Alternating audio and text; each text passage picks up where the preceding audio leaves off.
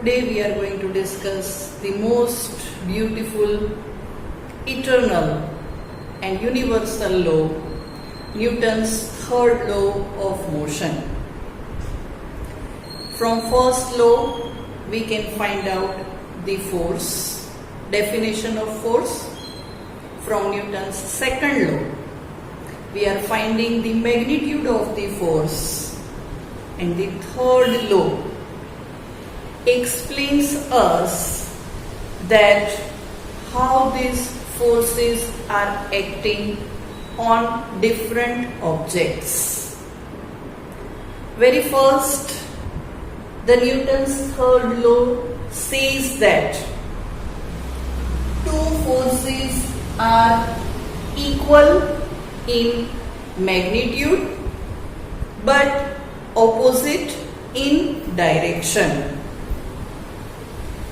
Out of these two forces, one or first force is known as action, and the force as a result given by the second body on the first is said to be reaction. And the important condition is that these two forces are always acting on different objects. That means, suppose two balls are there, they are traveling with some velocity A and B. Now the second ball is colliding with the first. That becomes our action, and as a result that first ball is giving force to the second ball, that becomes reaction. So actually action and reaction both are the forces.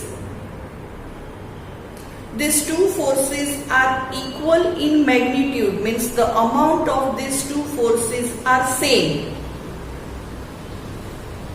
but it is in opposite direction. Such a beautiful law. We are finding that practically everywhere around us. Let us start with few simple examples, and then we will talk about the examples given in our textbook. Suppose you are pushing a wall. Don't surprise. I am trying to push a wall. So the force which I am giving to the wall, that becomes our action. This law says the wall gives me the same amount of force. What is the proof? We are getting tired after some time. Wall will not move, it will not displace.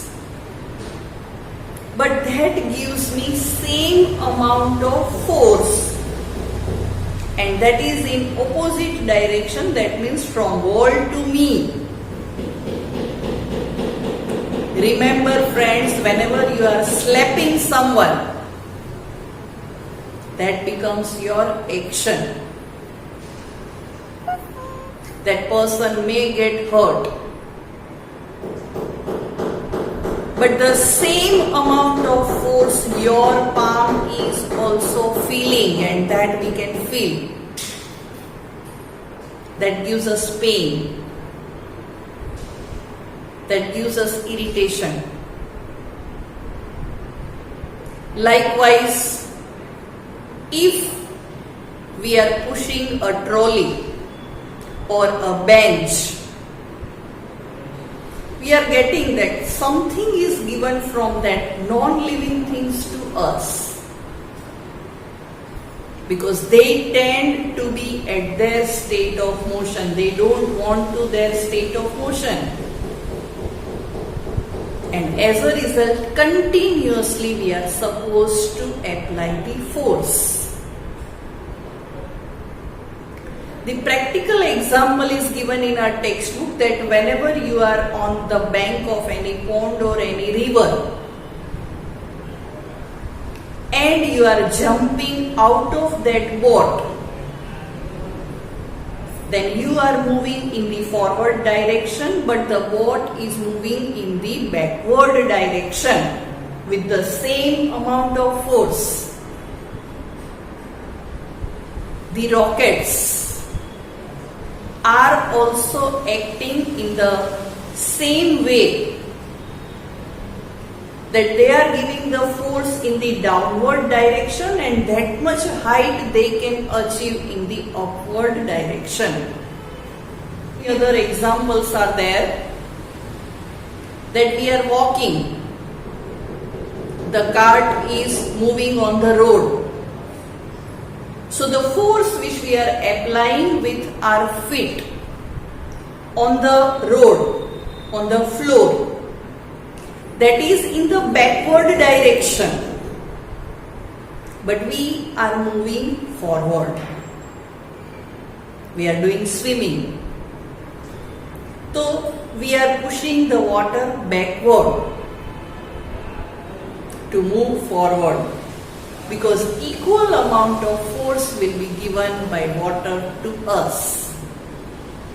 Just think on this, friends. And the beautiful message is that think before you take any action, because equal amount of reaction you will get in reverse, in backward, in the opposite direction. And that is the universal law. Now, using these two laws, Newton's second law and Newton's third law, another derivation, last portion of the chapter, we are having the law of conservation of momentum. And for that, the situation which is given to us is like this. The description of the derivation, as I had told earlier, you are supposed to remember and that you are supposed to mention. And here we are having one condition, that no external force is acting on this system. System word comprises more than one objects. So here the system is made up of two balls having mass MA and mass MB. And we are supposed to assume that no external force is acting on these balls. That means they are traveling on their own with uniform velocities. So mass of the first ball, mass of the second ball, now the velocities. These arrows are showing the direction of motion. So the direction of this ball is this and it is traveling with the velocity u.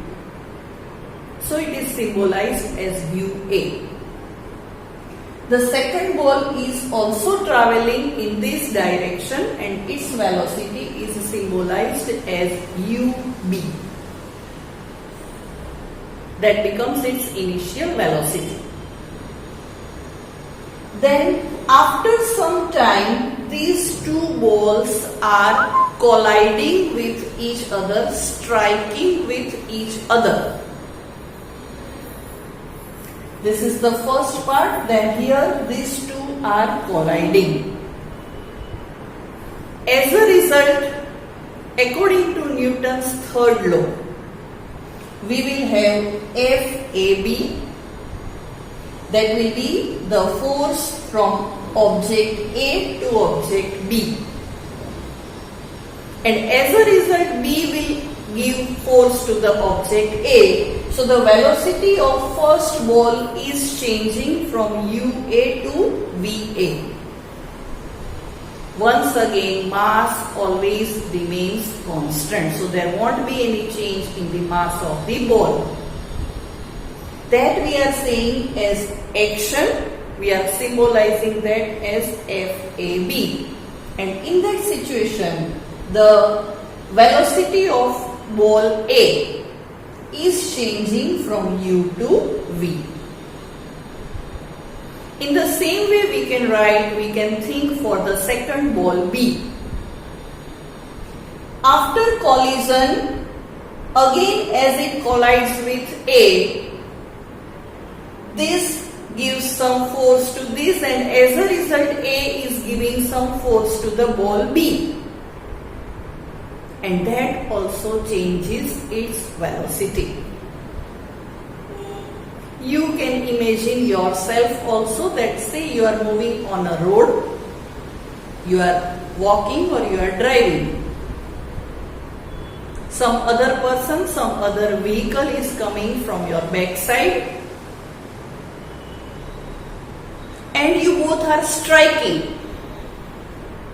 So the speed of both the objects, yours as well as of that object or the person, will change. And in the same way, the ball B is changing its velocity from U to V. This is our description. After this description, the steps of the derivation. Change in momentum in ball A. Now momentum we are getting from the Newton's second law. That will be FAB is equals to NA into VA minus UA, and the rate of change of momentum, that means we are supposed to divide it by T. Likewise, for the ball B, we can write that change in momentum in ball B is FBA, and that we are denoting as MB minus VB minus UB. Now, according to Newton's third law, these forces of action and reaction will be equal, but in opposite direction. So we can write from the Newton's third law, FAB is equals to minus FBA. Substituting the value of FAB and BA in this equation, we can write MA into VA minus UA by T is equals to MB into VB minus UB by T. T is in the denominator on both the sides, so we can cancel it out. Then open the bracket, that simple algebraic steps we are doing.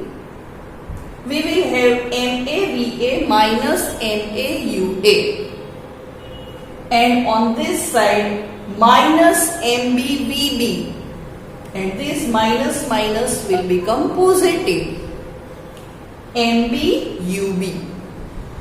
So if I am keeping the terms of initial velocities on one side, I can write MAUA plus MBVB is equals to MAVA plus MBVB, like this. And as a result, MAUA, MBUB becomes the total momentum of the system before collision. And this becomes the total momentum after collision. So maybe one object is increasing the speed, another object is decreasing the speed, whatever is there in change of momentum. But law of conservation of momentum says that momentum always remains conserved, means constant. and as a result, the total momentum of the system before collision and after collision remains the same, remains unchanged. Here the explanation portion of this chapter is getting completed. Please go through that and try to understand the laws and remember their mathematical forms. Thank you.